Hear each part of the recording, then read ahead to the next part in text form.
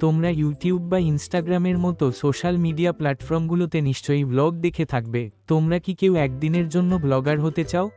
Blog একটা video ডায়েরির মতো, যেখানে তুমি অন্যদের সঙ্গে তোমার দৈনন্দিন জীবনের ঘটনাগুলো শেয়ার করতে পারো।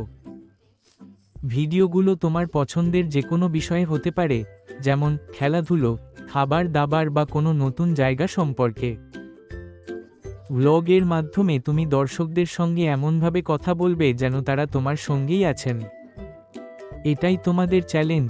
2 মিনিটের একটা ব্লগ বানিয়ে আমাদের দেখাও তোমার গ্রামে কি কি বিশেষ জিনিস আছে।